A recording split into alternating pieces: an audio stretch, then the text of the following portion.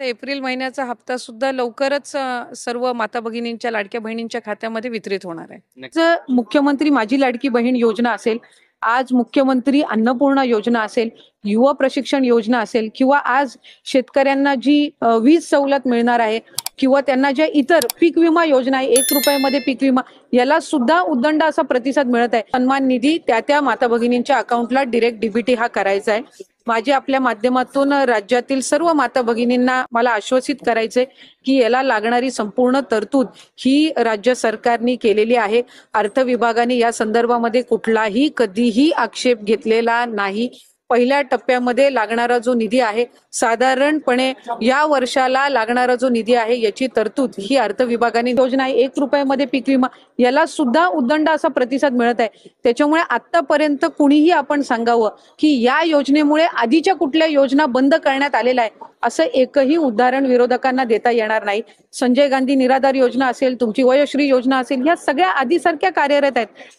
प्रस्तावित केलेली होती त्यावेळेला राज्यातील 2.5 कोटी महिला माझ्या माता भगिनींना या योजनेअंतर्गत लाभ मिळेल असा प्राथमिक हा आमचा अंदाज निश्चितपणाने होता.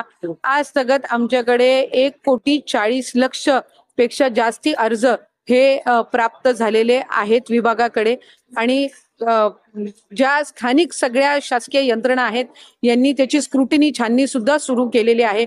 त्याच्यामुळे ती छाननीची प्रक्रिया सुद्धा पुढच्या 8-10 दिवसातच पूर्ण होणार आहे.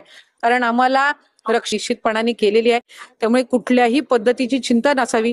या उलट मी आपल्या माध्यमातून सांगेन की आम्ही ज्या वेळेला विभाग म्हणून ही योजना प्रस्तावित केलेली होती त्यावेळेला आम्ही 21 ते 60 हा वयोगट प्रस्तावित केला होता.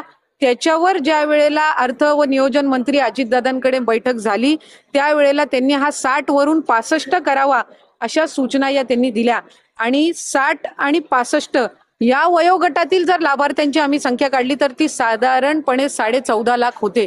त्याच्यामुळे उलट त्यांच्या सूचनेनुसार 14.5 लाख लाभार्थ्यांची संख्या वाढली, ती कमी झालेली नाही आणि कुठलाही आक्षेप कधी घेतला गेलेला नाही. जी तरतूद केली जावी ती निश्चितपणाने केली गेलेली आहे.